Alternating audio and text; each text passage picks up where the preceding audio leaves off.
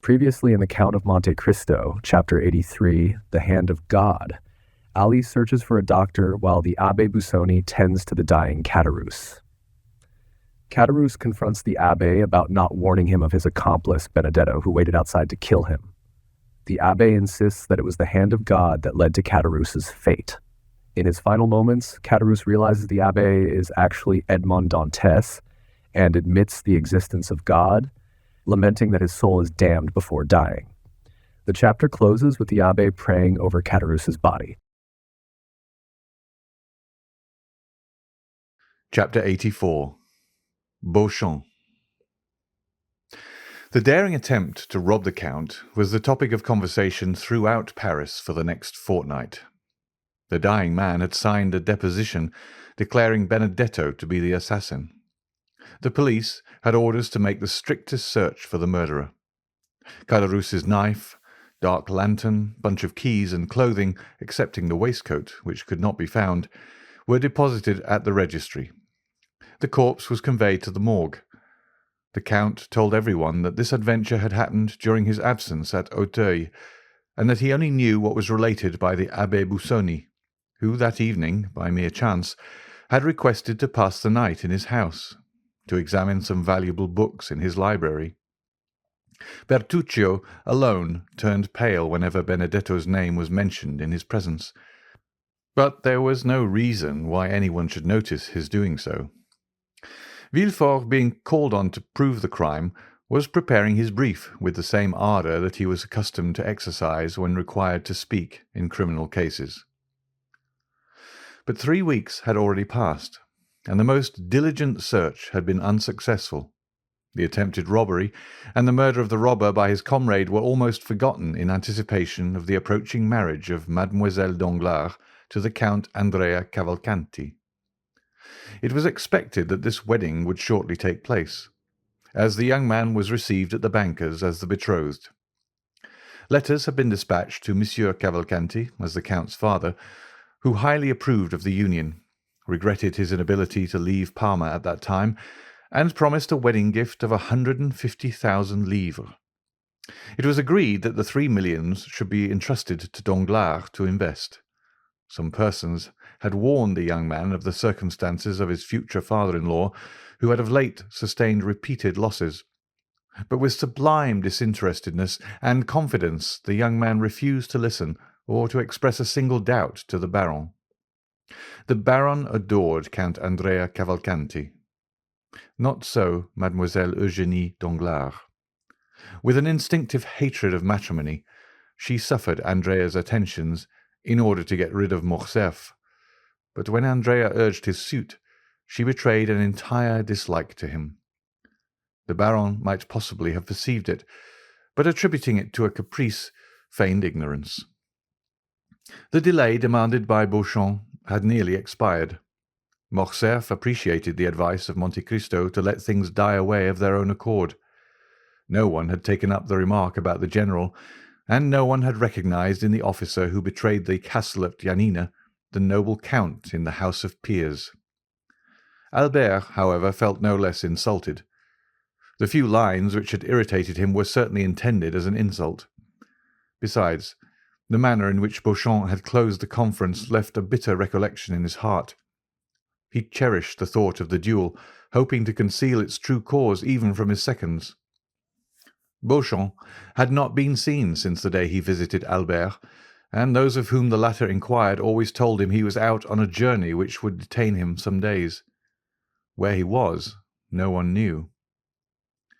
One morning, Albert was awakened by his valet de chambre, who announced Beauchamp. Albert rubbed his eyes, ordered his servant to introduce him into the small smoking room on the ground floor, dressed himself quickly, and went down. He found Beauchamp pacing the room. On perceiving him, Beauchamp stopped. "Your arrival here without waiting my visit at your house today looks very well, sir," said Albert. "Tell me, may I shake hands with you, saying, 'Beauchamp, acknowledge you have injured me and retain my friendship,' or must I simply propose to you a choice of arms?" "Albert," said Beauchamp, with a look of sorrow which stupefied the young man, let us first sit down and talk. Rather, sir. Before we sit down, I must demand your answer. Albert, said the journalist, these are questions which is difficult to answer. I will facilitate it by repeating the question. Will you or will you not retract? Morcerf, it is not enough to answer yes or no to questions which concern the honor, the social interest, and the life of such a man as Lieutenant General the Count of Morcerf, peer of France. What must then be done? What I have done, Albert. I reason thus. Money, time, and fatigue are nothing compared with the reputation and interests of a whole family. Probabilities will not suffice. Only facts will justify a deadly combat with a friend. If I strike with the sword, or discharge the contents of a pistol at a man with whom for 3 years I have been on terms of intimacy, I must at least know why I do so. I must meet him with a heart at ease, and that quiet conscience which a man needs when his own arm must save his life. Well, said Morcerf impatiently, what does all this mean? It means that I have just returned from Janina. From Janina? Yes. Impossible. Here is my passport. Examine the visa. Geneva, Milan, Venice, Trieste, Delvino, Janina.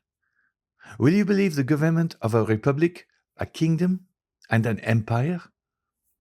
Albert cast his eyes on the passport, then raised them in astonishment to Beauchamp. You have been to Janina, said he.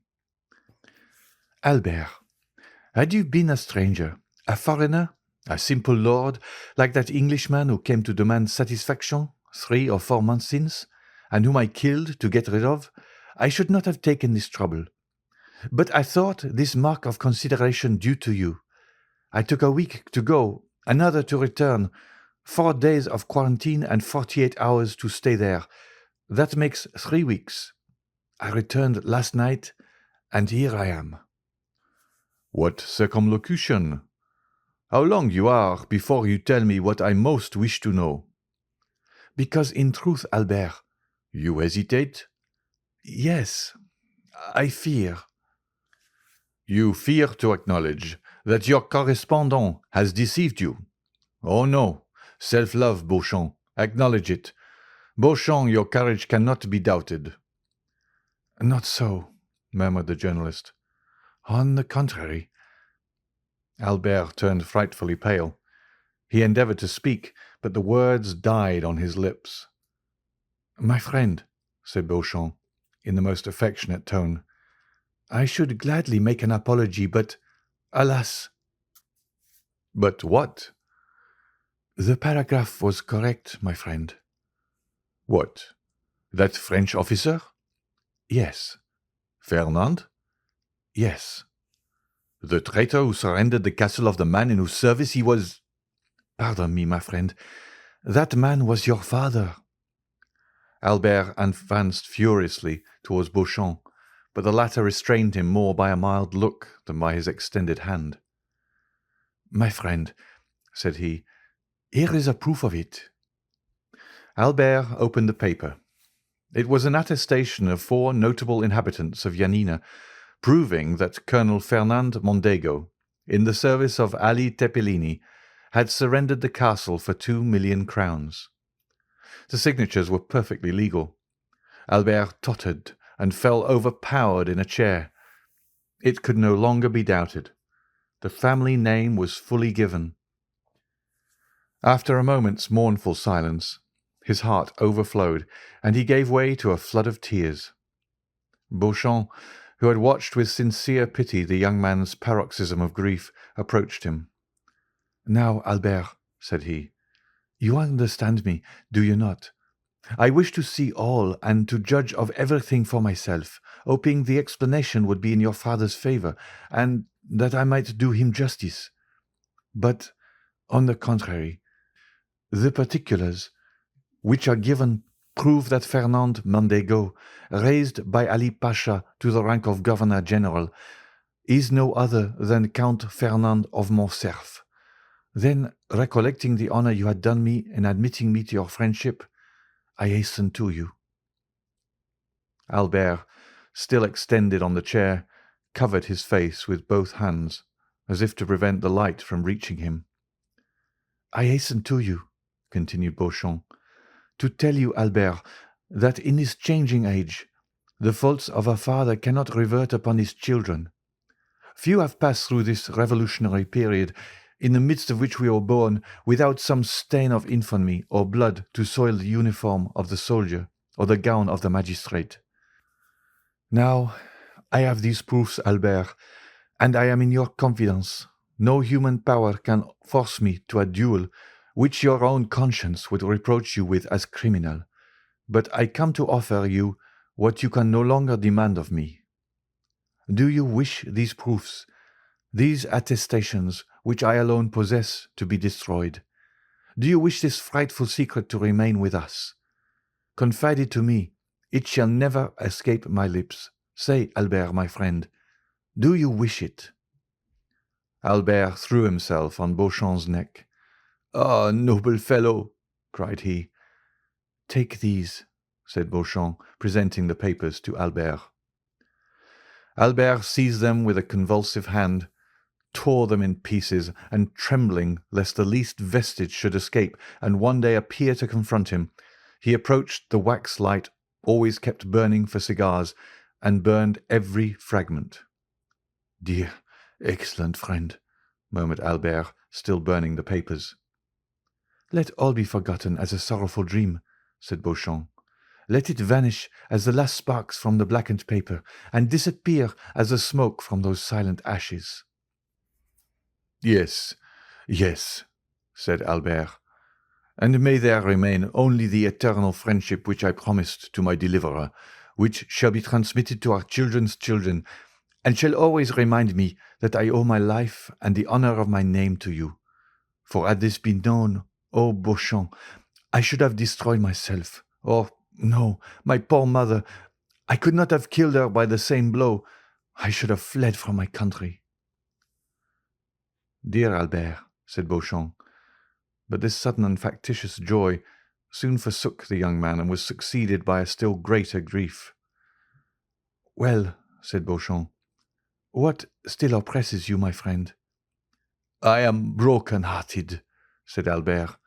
"Listen, Beauchamp. I cannot thus, in a moment, relinquish the respect, the confidence, and the pride with which a father's untarnished name inspires a son. Oh, Beauchamp, Beauchamp, how shall I now approach mine? Shall I draw back my forehead from his embrace, or withhold my hand from his? I am the most wretched of men. Oh, my mother, my poor mother," said Albert, gazing through his tears at his mother's portrait.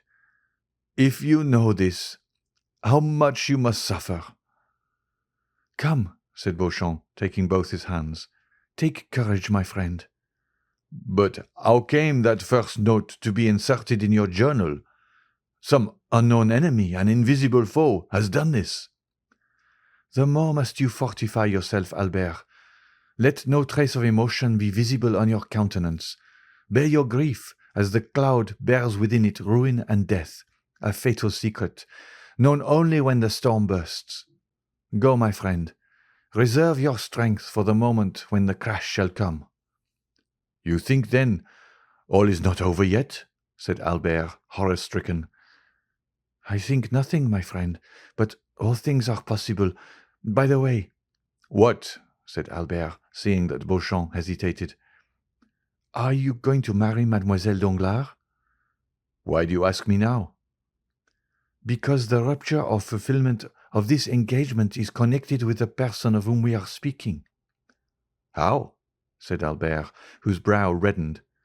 "You think Monsieur Danglars—" "I ask you only how your engagement stands. Pray put no construction on my words I do not mean they should convey, and give them no undue weight." "No," said Albert. "The engagement is broken off." "Well," said Beauchamp. Then, seeing the young man was about to relapse into melancholy, "Let us go, Albert," said he. A ride in the wood in the phaeton or on horseback will refresh you. We will then return to breakfast, and you shall attend to your affairs, and I to mine." "Willingly," said Albert. "But let us walk. I think a little exertion would do me good." The two friends walked out on the fortress. When arrived at the Madeleine, "Since we are out," said Beauchamp, "let us call on Monsieur de Monte Cristo. He is admirably adapted to revive one's spirits, because he never interrogates, and in my opinion those who ask no questions are the best comforters." "Gladly," said Albert. "I love him. Let us call." End of chapter 84.